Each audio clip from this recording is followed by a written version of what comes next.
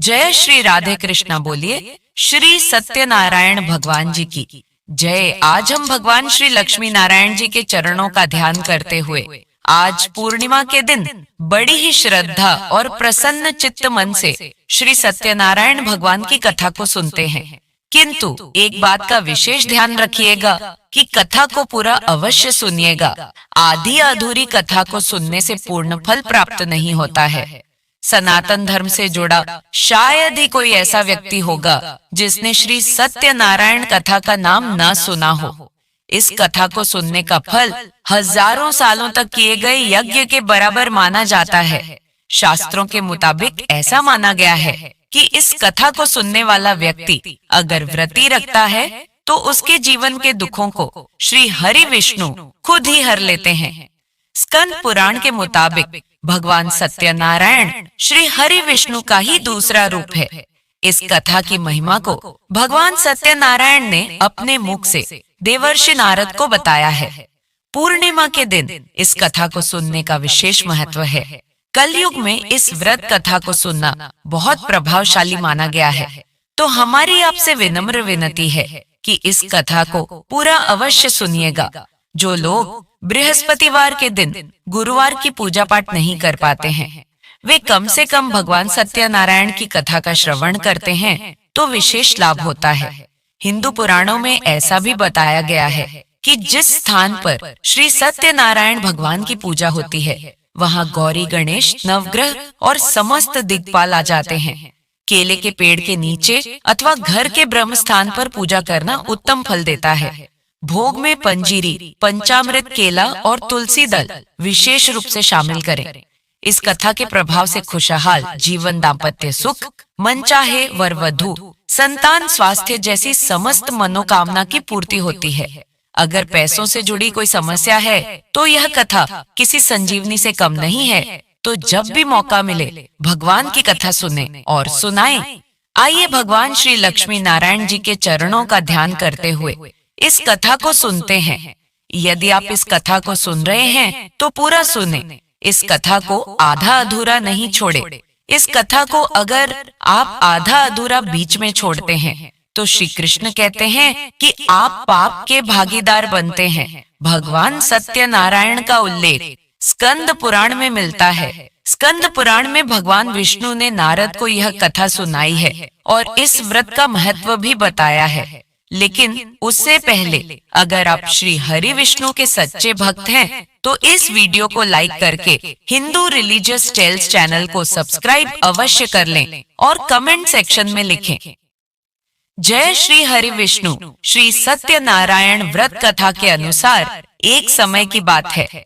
नैमिषारण्य तीर्थ में शौनकादिक 88,000 ऋषियों ने पुराण वेदता श्री सूत जी से पूछा, हे सूत जी, इस कलयुग में वेद विद्या रहित मनुष्यों को प्रभु भक्ति किस प्रकार मिलेगी तथा उनका उद्धार कैसे होगा? हे मुनि श्रेष्ठ, कोई ऐसा व्रत अथवा तप कहिए जिसके करने से थोड़े ही समय में पुण्य प्राप्त हो तथा मन वांछित फल भी मिले। हमारी प्रबल इच्छा है कि हम ऐसी कथा सुने। श्री सूत जी बोले, हे वैष्णवों में पूज्य, आप सभी ने प्राणियों के हित एवं कल्याण की बात पूछी है। अब मैं उस श्रेष्ठ व्रत को आप लोगों से कहूँगा जिसे श्रेष्ठ मुनि नारद जी ने श्री लक्ष्मी नारायण भगवान से पूछा था और श्री लक्ष्मी नारायण भगवान ने मुनि श्रेष्ठ नारद जी को बताया था। आप सभी श्रेष्ठ गण यह कथा ध्यान से सुने। मुनि श्रेष्ठ नारद दूसरों के कल्याण हेतु सभी लोकों में घूमते हुए एक समय मृत्यु लोक में आ पहुँचे। यहाँ बहुत सी योनियों में जन्मे प्रायः सभी मनुष्यों को अपने कर्मानुसार अनेक कष्टों से पीड़ित देखकर उन्होंने विचार किया कि किस यत्न के करने से निश्चय ही प्राणियों के कष्टों का निवारण हो सकेगा। मन में ऐसा विचार कर श्री नारद विष्णु लोक गए। वहाँ श्वेत वर्ण और 4 भुजाओं वाले देवों के ईश नारायण को, जिनके हाथों में शंख, चक्र, गदा और पद्म थे तथा वरमाला पहने हुए थे, को देखकर उनकी स्तुति करने लगे। नारद जी ने कहा, हे भगवान, आप अत्यंत शक्तिवान हैं। मन तथा वाणी भी आपको नहीं पा सकती। आपका आदि मध्य अंत भी नहीं है। आप निर्गुण स्वरूप सृष्टि के कारण भक्तों के कष्टों को नष्ट करने वाले हो, आपको मेरा शत शत नमन है। नारद जी से इस प्रकार की प्रार्थना सुनकर विष्णु भगवान बोले, हे योगीराज, आपके मन में क्या है? आपका किस कार्य हेतु यहाँ आगमन हुआ है? निसंकोच कहें। तब मुनि श्रेष्ठ नारद मुनि ने कहा, मृत्यु लोक में सब मनुष्य जो अनेक योनियों में पैदा हुए हैं, अपने अपने कर्मों द्वारा अनेक प्रकार के कष्टों के कारण दुखी हैं। हे स्वामी, यदि आप मुझ पर दया रखते हैं तो बताइए कि उन मनुष्यों के सब कष्ट थोड़े से ही प्रयत्न से किस प्रकार दूर हो सकते हैं। श्री विष्णु भगवान ने कहा, हे नारद, मनुष्यों की भलाई के लिए तुमने यह बहुत उत्तम प्रश्न किया है। जिस व्रत के करने से मनुष्य मोह से छूट जाता है, वह व्रत मैं तुमसे कहता हूँ। सुनो, अति पुण्य दान करने वाला स्वर्ग तथा मृत्यु लोक दोनों में दुर्लभ एक अति उत्तम व्रत है जो आज मैं तुमसे कहता हूँ। श्री सत्यनारायण भगवान का यह व्रत विधि विधान पूर्वक संपन्न करने पर मनुष्य इस धरती पर सभी प्रकार के सुख भोग कर मरणोपरांत मोक्ष को प्राप्त होता है। श्री विष्णु भगवान के ऐसे वचन सुनकर नारद मुनि बोले, हे भगवान, उस व्रत का विधान क्या है, फल क्या है? इससे पूर्व किसने ये व्रत किया है और किस दिन यह व्रत करना चाहिए? कृपया मुझे विस्तार से समझाएं। श्री विष्णु भगवान ने कहा, हे नारद, दुख शोक एवं सभी प्रकार की व्याधियों को दूर करने वाला यह व्रत सब स्थानों पर विजय दिलाने वाला है। श्रद्धा और भक्ति के साथ किसी भी दिन मनुष्य संध्या के समय श्री सत्यनारायण भगवान की ब्राह्मणों और बंधुओं के साथ पूजा करे। भक्ति भाव से नैवेद्य, केले का फल, नैवेद्य, घी, शहद, शक्कर अथवा गुड़, दूध और गेहूं का आटा, इन सभी को भक्ति भाव से भगवान श्री सत्यनारायण को अर्पण करे। बंधु बांधवों सहित ब्राह्मणों को भोजन कराए। इसके पश्चात ही स्वयं भोजन करे। रात्रि में श्री सत्यनारायण भगवान के गीत आदि का आयोजन कर श्री सत्यनारायण भगवान का स्मरण करते हुए समय व्यतीत करे। इस तरह जो मनुष्य व्रत करेंगे उनकी मनोकामनाएं अवश्य ही पूर्ण होंगी। विशेष रूप से कलयुग में मृत्यु लोक में यही एक ऐसा उपाय है जिससे अल्प समय और कम धन में महान पुण्य की प्राप्ति हो सकती है।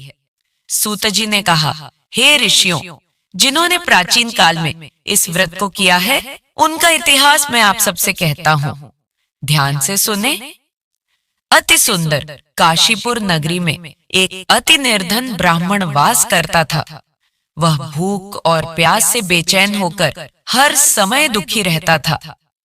ब्राह्मणों से प्रेम करने वाले श्री विष्णु भगवान ने उसको दुखी देखकर एक दिन बूढ़े ब्राह्मण का वेश धारण कर निर्धन ब्राह्मण के पास जाकर बड़े आदर से पूछा, हे ब्राह्मण, तुम हर समय ही दुखी होकर पृथ्वी पर क्यों घूमते हो? हे श्रेष्ठ ब्राह्मण, अपनी व्यथा मुझसे कहो, मैं सुनना चाहता हूँ। कष्टों से घिरे उस ब्राह्मण ने कहा, मैं निर्धन ब्राह्मण हूँ, भिक्षा के लिए पृथ्वी पर मारा मारा फिरता हूँ। हे भगवान, यदि आप इससे मुक्ति पाने का कोई उपाय जानते हो तो कृपा कर मुझे बताएं। बूढ़े ब्राह्मण का रूप धारण किए हुए श्री विष्णु भगवान तब बोले, हे ब्राह्मण, श्री सत्यनारायण भगवान मनोवांछित फल देने वाले हैं, इसलिए तुम उनका विधि पूर्वक पूजन करो, जिसके करने से मनुष्य सब दुखों से मुक्त हो जाता है। दरिद्र ब्राह्मण को व्रत का संपूर्ण विधान बतलाकर बूढ़े ब्राह्मण का रूप धरे श्री सत्यनारायण भगवान अंतर्ध्यान हो गए। बूढ़े ब्राह्मण ने जिस व्रत को बतलाया है मैं उसको अवश्य विधि विधान सहित करूंगा, ऐसा निश्चय कर वह दरिद्र ब्राह्मण घर चला गया। परंतु उस रात ब्राह्मण को नींद नहीं आई। अगले दिन वह जल्दी उठा और श्री सत्यनारायण भगवान का व्रत करने का निश्चय कर भिक्षा मांगने के लिए चल दिया। उस दिन उसको भिक्षा में अधिक धन मिला, जिससे उसने पूजा का सब सामान खरीदा और घर आकर अपने बंधु बांधवों के साथ विधि पूर्वक भगवान श्री सत्यनारायण का व्रत किया। इसके करने से वह गरीब ब्राह्मण सब कष्टों से छूटकर अति धनवान हो गया। उस समय से वह ब्राह्मण हर मास व्रत करने लगा। सत्यनारायण भगवान के व्रत को जो शास्त्र विधि के अनुसार श्रद्धा पूर्वक करेगा वह सब कष्टों से छूटकर मोक्ष प्राप्त करेगा। जो भी मनुष्य श्री सत्यनारायण भगवान का व्रत करेगा वह सब कष्टों से छूट जाएगा। इस तरह नारद जी से सत्यनारायण भगवान का कहा हुआ यह व्रत मैंने तुमसे कहा। हे श्रेष्ठ ब्राह्मणों, अब आप और क्या सुनना चाहते हैं, मुझसे कहें। तब ऋषियों ने कहा, हे मुनीश्वर, संसार में इस विप्र से सुनकर किस किसने इस व्रत को किया, हम सब सुनना चाहते हैं। मुनियों से ऐसा सुनकर श्री सूत जी ने कहा, हे मुनिगण, जिस जिस प्राणी ने इस व्रत को किया है उन सब की कथा सुनो। एक समय वह धनी ब्राह्मण बंधु बांधवों के साथ शास्त्र विधि के अनुसार अपने घर पर श्री सत्यनारायण भगवान का व्रत कर रहा था। उसी समय एक लकड़ी बेचने वाला बूढ़ा व्यक्ति वहां आया। उसने सिर पर रखा लकड़ियों का गट्ठर बाहर रख दिया और ब्राह्मण के मकान में चला गया। प्यास से बेचैन लकड़हारे ने विप्र को व्रत करते देखा। वह प्यास को भूल गया। उसने विप्र का अभिनंदन किया और पूछा, हे ब्राह्मण, आप यह किसका पूजन कर रहे हैं? इस व्रत को करने से क्या फल मिलता है? कृपा कर मुझे बताएं। तब उस ब्राह्मण ने कहा, सब इच्छाओं को पूर्ण करने वाला यह श्री सत्यनारायण भगवान का व्रत है। इनकी ही कृपा से मेरे यहाँ धन एवं ऐश्वर्य का आगमन हुआ है। ब्राह्मण से इस व्रत के बारे में जानकर वह लकड़हारा अत्यंत प्रसन्न हुआ। भगवान का चरणामृत लेकर और भोजन करने के पश्चात वह अपने घर को चला गया। और फिर अगले दिन लकड़हारे ने अपने मन में संकल्प किया कि आज गांव में लकड़ी बेचने से जो धन मिलेगा उसी से भगवान सत्यनारायण का श्रेष्ठ व्रत करूंगा। मन में ऐसा विचार कर वह लकड़हारा लकड़ियों का गट्ठर अपने सिर पर रखकर जिस नगर में धनवान लोग रहते थे ऐसे सुंदर नगर में गया। उस दिन उसे उन लकड़ियों का दाम पहले दिनों से चौगुना मिला। तब वह बूढ़ा लकड़हारा बहुत प्रसन्न होकर पक्के केले, शक्कर, शहद, घी, दूध, दही और गेहूं का चूर्ण इत्यादि श्री सत्यनारायण भगवान के व्रत की सभी सामग्री लेकर अपने घर आया। फिर उसने अपने बंधु बांधवों को बुलाकर विधि विधान के साथ भगवान का पूजन एवं व्रत किया। उस व्रत के प्रभाव से वह बूढ़ा लकड़हारा धन धान्य से युक्त हुआ और संसार के समस्त सुख भोग कर बैकुंठ को चला गया। श्री सत्यनारायण व्रत कथा का 3रा अध्याय। बोलिए सत्यनारायण भगवान की जय। श्री सूत जी बोले, हे श्रेष्ठ मुनियों, अब मैं आगे की एक कथा कहता हूँ। प्राचीन काल में उल्कामुख नाम का एक महान ज्ञानी राजा था। वह जितेंद्रिय और सत्यवक्ता था। प्रतिदिन मंदिरों में जाता तथा गरीबों को धन देकर उनके दुख दूर करता था। उसकी पत्नी कमल के समान सुंदर मुख वाली और सती साध्वी थी। एक दिन भद्रशिला नदी के तट पर वे दोनों विधि विधान सहित श्री सत्यनारायण भगवान का व्रत कर रहे थे। उस समय वहां साधु नामक एक वैश्य आया। उसके पास व्यापार के लिए बहुत सा धन था। वह वैश्य नाव को नदी किनारे पर ठहरा कर राजा के पास आया। राजा को व्रत करते हुए देखकर उसने विनम्रता पूर्वक पूछा, हे राजन, यह आप क्या कर रहे हैं? मेरी सुनने की इच्छा है। कृपया आप यह मुझे भी समझाइए। महाराज उल्कामुख ने कहा, हे साधु वैश्य, मैं अपने बंधु बांधवों के साथ पुत्र की प्राप्ति के लिए श्री सत्यनारायण भगवान का व्रत व पूजन कर रहा हूँ। राजा के वचन सुनकर साधु नामक वैश्य ने आदर से कहा, हे राजन, मुझे भी इसका संपूर्ण विधि विधान बताएं। मैं भी आपके कहे अनुसार इस व्रत को करूंगा। मेरी भी कोई संतान नहीं है। मुझे विश्वास है इस उत्तम व्रत को करने से अवश्य ही मुझे भी संतान होगी। राजा से व्रत के सब विधान सुन व्यापार से निवृत्त हो वह वैश्य सुख पूर्वक अपने घर आया। उसने अपनी पत्नी को संतान देने वाले उस व्रत के विषय में सुनाया और प्रण किया कि जब मेरे संतान होगी तब मैं इस व्रत को करूंगा। वैश्य ने यह वचन अपनी पत्नी लीलावती से भी कहे। एक दिन उसकी पत्नी लीलावती श्री सत्यनारायण भगवान की कृपा से गर्भवती हो गई। 10वें महीने में उसने एक अति सुंदर कन्या को जन्म दिया। दिनों दिन वह कन्या इस तरह बढ़ने लगी जैसे शुक्ल पक्ष का चंद्रमा बढ़ता है। कन्या का नाम उन्होंने कलावती रखा। तब लीलावती ने मीठे शब्दों में अपने पति को याद दिलाया कि आपने जो भगवान का व्रत करने का संकल्प किया था, अब आप उसे पूरा कीजिए। साधु वैश्य ने कहा, हे प्रिय, मैं कलावती के विवाह पर इस व्रत को करूंगा। इस प्रकार अपनी पत्नी को आश्वासन दे वह व्यापार करने विदेश चला गया। लौटने पर साधु ने जब नगर में सखियों के साथ अपनी वयस्क होती पुत्री को खेलते देखा तो उसे उसके विवाह की चिंता हुई। तब उसने एक दूत को बुलाकर कहा कि उसकी पुत्री के लिए कोई सुयोग्य वर देखकर लाए। दूत साधु नामक वैश्य की आज्ञा पाकर कंचन नगर पहुंचा और देखभाल कर वैश्य की कन्या के लिए एक सुयोग्य वर्णिक पुत्र ले आया। उस सुयोग्य लड़के के साथ साधु नामक वैश्य ने अपने बंधु बांधवों सहित प्रसन्न चित्त होकर अपनी पुत्री का विवाह कर दिया। दुर्भाग्य से वह विवाह के समय भी सत्यनारायण भगवान का व्रत करना भूल गया। इस पर श्री सत्यनारायण भगवान अत्यंत क्रोधित हो गए। उन्होंने वैश्य को श्राप दिया कि तुम्हें दारुण दुख प्राप्त होगा, और फिर अपने कार्य में कुशल वह वैश्य अपने दामाद सहित नावों का बेड़ा लेकर व्यापार करने के लिए सागर के समीप स्थित रत्नसारपुर नगर में गया। रत्नसारपुर पर चंद्रकेतु नामक राजा राज करता था। दोनों ससुर जमाई चंद्रकेतु राजा के उस नगर में व्यापार करने लगे। एक दिन भगवान सत्यनारायण की माया से प्रेरित एक चोर राजा चंद्रकेतु का धन चुराकर भाग रहा था। राजा के दूतों को अपने पीछे तेजी से आते देखकर चोर ने घबराकर राजा के धन को वैश्य की नाव में चुपचाप रख दिया, जहां वे ससुर जमाई ठहरे हुए थे, और भाग गया। जब दूतों ने उस वैश्य के पास राजा के धन को रखा देखा तो उन्होंने उन ससुर दामाद को ही चोर समझा।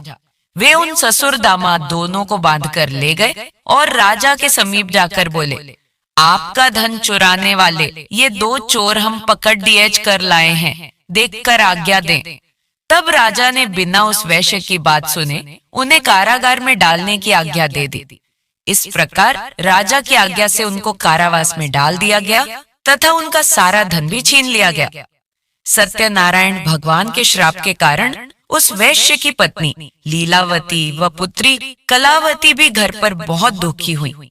उनका सारा धन चोर चुरा कर ले गए। मानसिक व आस में कलावती एक ब्राह्मण के घर गई। उसने ब्राह्मण को श्री सत्यनारायण भगवान का व्रत करते देखा। उसने कथा सुनी तथा श्रद्धा पूर्वक प्रसाद ग्रहण कर रात को घर आई। माता ने कलावती से पूछा, तू अब तक कहाँ रही? मैं तेरे लिए बहुत चिंतित थी। माता के शब्द सुन कलावती बोली, हे माता, मैंने एक ब्राह्मण के घर श्री सत्यनारायण भगवान का व्रत होते देखा है और मेरी भी उस उत्तम व्रत को करने की इच्छा है। कलावती के वचन सुनकर लीलावती ने सत्यनारायण भगवान के पूजन की तैयारी की। उसने बंधुओं सहित श्री सत्यनारायण भगवान का पूजन व व्रत किया और वर मांगा कि मेरे पति और दामाद शीघ्र ही घर लौट आए। साथ ही विनती की कि हे प्रभु, अगर हमसे कोई भूल हुई हो तो हम सबका अपराध क्षमा करो। श्री सत्यनारायण भगवान इस व्रत से प्रसन्न हो गए। उन्होंने राजा चंद्रकेतु को स्वप्न में दर्शन देकर कहा, हे राजन, जिन दोनों वैश्यों को तुमने बंदी बना रखा है वे निर्दोष हैं, उन्हें प्रातः ही छोड़ दो। उनका सब धन जो तुमने अधिग्रहित किया है लौटा दो, अन्यथा मैं तुम्हारा राज्य, धन, पुत्र आदि सब नष्ट कर दूंगा। राजा से ऐसे वचन कहकर भगवान अंतर ध्यान हो गए। और फिर प्रातः काल राजा चंद्रकेतु ने दरबार में सबको अपना स्वप्न सुनाया और सैनिकों को आज्ञा दी कि दोनों वैश्यों को कैद से मुक्त कर दरबार में ले आए। दोनों ने आते ही राजा को प्रणाम किया। राजा ने कोमल वचनों में कहा, हे महानुभावों, तुम्हें अज्ञानतावश ऐसा कठिन दुख प्राप्त हुआ है। अब तुम्हें कोई भय नहीं है, तुम मुक्त हो। इसके बाद राजा ने उनको नए नए वस्त्राभूषण पहनवाए तथा उनका जितना धन लिया था उससे दुगना लौटाकर आदर से विदा किया। दोनों वैश्य अपने घर को चल दिए। श्री सत्यनारायण भगवान की कथा का चौथा अध्याय बोलिए। सत्यनारायण भगवान की जय। सूत जी ने आगे कहा, वैश्य ने यात्रा आरंभ की और अपने नगर को चला। उनके थोड़ी दूर आगे बढ़ने पर दंडी वेशधारी श्री सत्यनारायण भगवान ने उसकी परीक्षा लेने हेतु उससे पूछा, हे वैश्य, तेरी नाव में क्या है? अभिमानी वणिक हंसता हुआ बोला, हे दंडी, आप क्यों पूछते हैं? क्या धन लेने की कामना है? मेरी नाव में तो बेल के पत्ते भरे हैं। वैश्य के ऐसे वचन सुनकर दंडी वेशधारी श्री सत्यनारायण भगवान बोले, तुम्हारा वचन सत्य हो। ऐसा कहकर वे वहां से चले गए और कुछ दूर जाकर समुद्र के तट पर बैठ गए। दंडी महाराज के जाने के पश्चात वैश्य ने नित्य क्रिया से निवृत्त होने के बाद नाव को ऊंची उठी देखकर अचंभा किया तथा नाव में बेलपत्ते आदि देखकर मूर्छित हो जमीन पर गिर पड़ा। मूर्छा खुलने पर अति शोक करने लगा।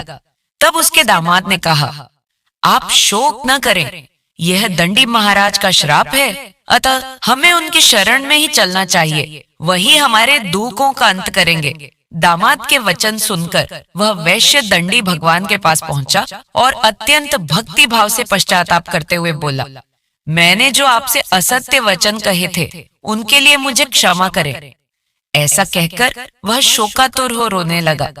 तब दंडी भगवान बोले, हे वणिक पुत्र, मेरी आज्ञा से ही बार बार तुझे दुख कष्ट प्राप्त हुआ है, तू मेरी पूजा से विमुख हुआ है। तब उस वैश्य ने कहा, हे भगवान, आपकी माया को ब्रह्मा आदि देवता भी नहीं जान पाते, तब मैं मूर्ख भला कैसे जान सकता हूँ? आप प्रसन्न होइए, मैं अपनी क्षमता अनुसार आपकी पूजा करूंगा। मेरी रक्षा कीजिए और मेरी नौका को पहले के समान धन से परिपूर्ण कर दीजिए। उसके भक्ति से परिपूर्ण वचन सुनकर श्री सत्यनारायण भगवान प्रसन्न हो गए और उसकी इच्छानुसार वर देकर अंतर ध्यान हो गए। तब ससुर व दामाद दोनों ने नाव पर आकर देखा कि नाव धन से परिपूर्ण है।